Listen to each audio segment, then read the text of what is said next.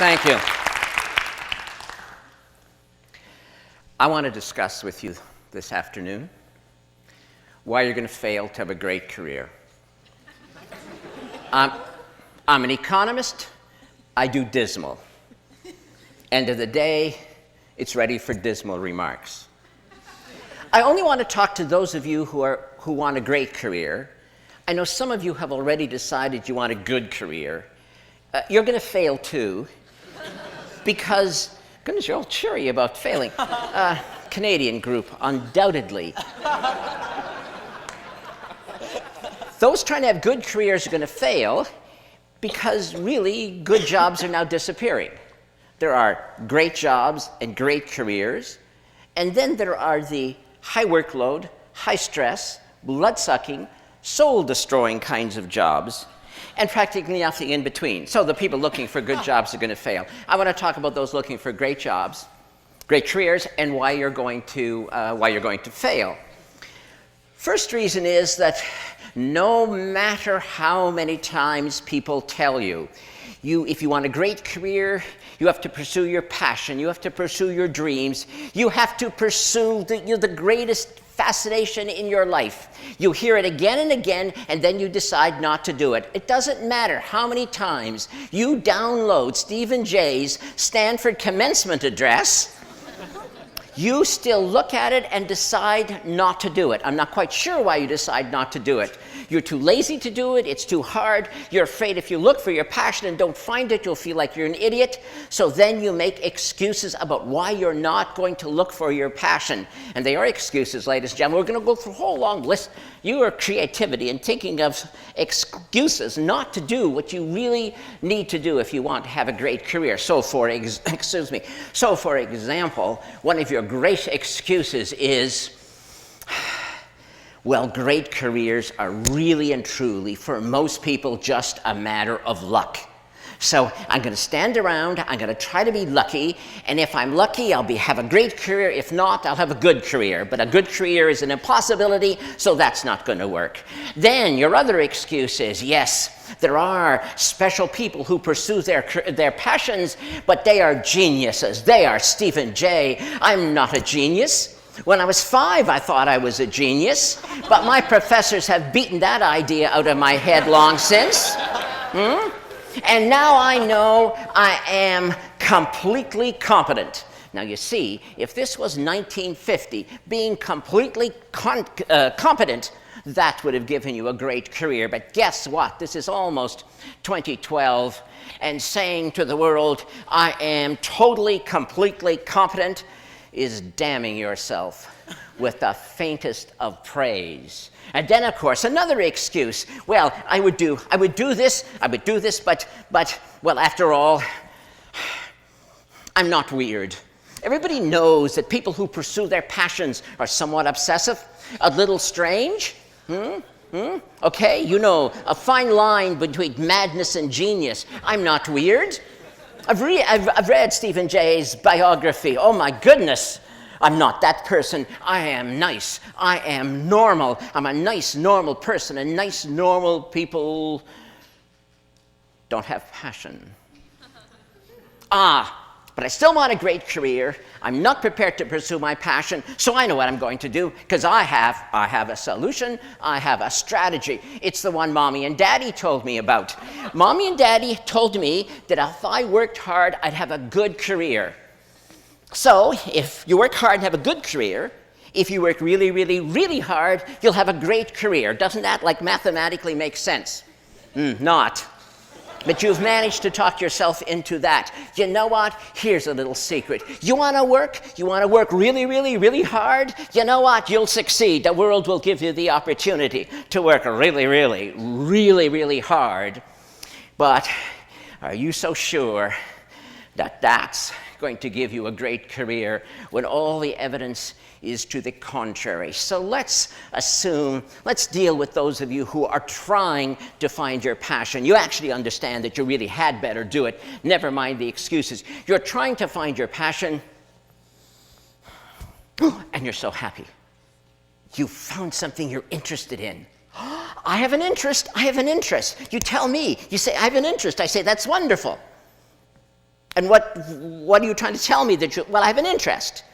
I say, do you have a passion? I have an interest, you say. Your interest is compared to what? Well, I'm interested in this. And what about the rest of humanity's activities? I'm not interested in them. You've looked at them all, have you? No, not exactly. Passion is your greatest love. Passion is the thing that will help you create the highest expression of your talent. Passion, interest, it's not the same thing. Are you really going to go to your sweetie and say, marry me? You are interesting. Won't happen. Won't happen, and you will die alone. What you want is passion. It is beyond interest. You need 20 interests, and then one of them might be grab you, one of them might engage you more than anything else, and then you may have found your greatest love in comparison to all the other things that interest you. And that's what passion is. Now, that friend proposed to his sweetie. He was an economically rational person. He said to his sweetie, let us marry. Let us merge our interests. Yes, he did. I love you truly, he said. I love you deeply. I love you more than any other woman I've ever encountered. I love you more than Mary, Jane, Susie, Penelope, Ingrid, Gertrude, Gretel. I was on a German exchange program then. I love you more than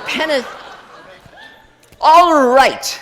She left the room halfway through his enumeration of his love for her. After he got over his surprise at being, turned down, he concluded he'd had a narrow escape from marrying an irrational person. Although he did make a note to himself that the next time he proposed, it was perhaps not necessary to enumerate all of the women he had auditioned for the part. But the point stands. You must look for alternatives so that you find your destiny. Or are you afraid of the word destiny? Does the word destiny scare you? That's what we're talking about. And if you don't find the highest expression of your talent, if you settle for interesting, what the hell ever that means, do you know what will happen at the end of your long life? Your friends and family will be gathered in the cemetery, and there, beside your grave site, will be a tombstone, and inscribed on that tombstone it will say, "Here lies a distinguished engineer who invented Velcro." But what that tombstone should have said in an alternative lifetime, what it should have said if it was your highest expression of talent, was, "Here lies the last Nobel laureate in physics, who formulated the grand unified field theory and demonstrated the practicality of warp drive." Velcro indeed. One was a great career. One was a missed opportunity.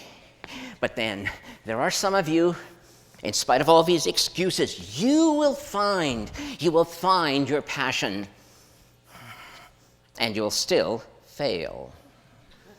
You're going to fail because you're not going to do it, because you have invented a new excuse. Any excuse to fail to take action. And this excuse I've heard so many times. Yes, I would pursue a great career, but of value. Human relationships, more than accomplishment. I want to be a great friend. I want to be a great spouse. I want to be a great parent, and I will not sacrifice them on the altar of great accomplishment.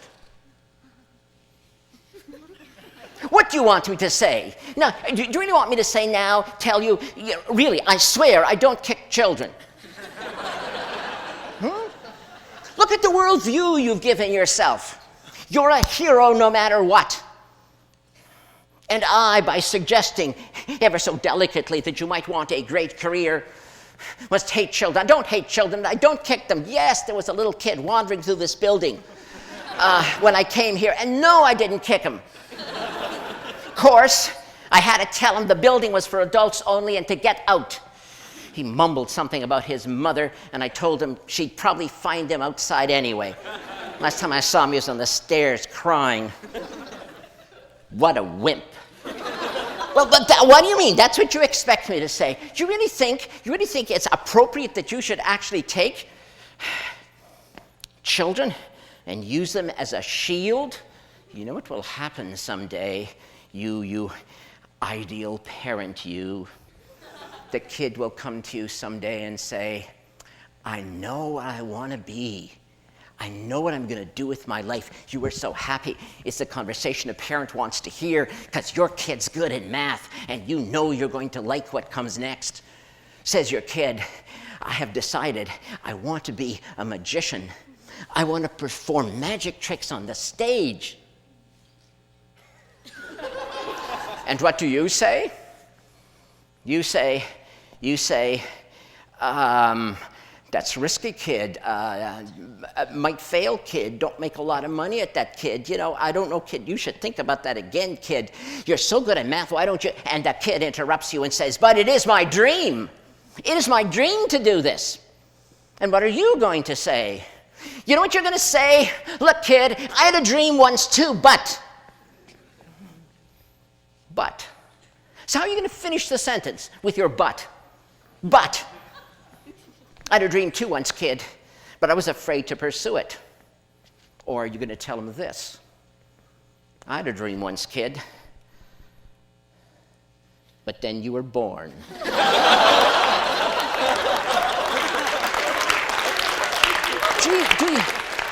Do you really want to use your family? Do you really ever want to look at your spouse and your kid and see your jailers? There was something you could have said to your kid when he or she said, I have a dream. You could have said, looked the kid in the face and said, go for it, kid. Just like I did. But you won't be able to say that because you didn't.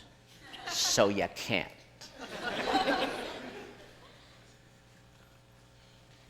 And so the sins of the parents are visited on the poor children. Why would you seek refuge in human relationships as your excuse not to find and pursue your passion? You know why.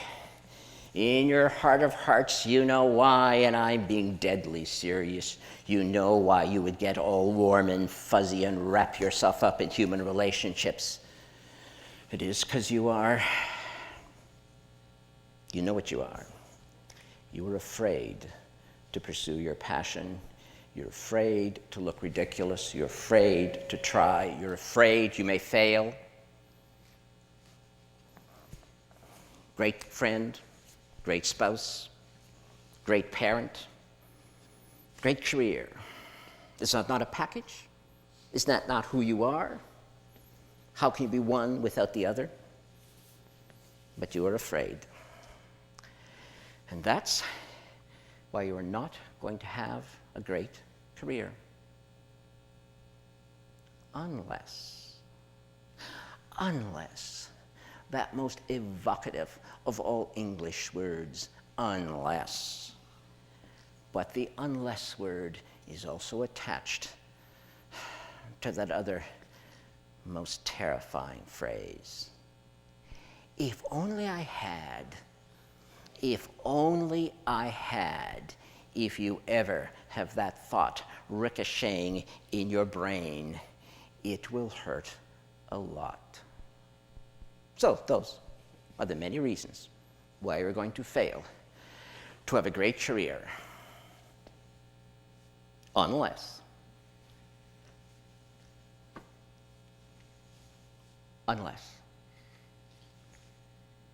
Thank you.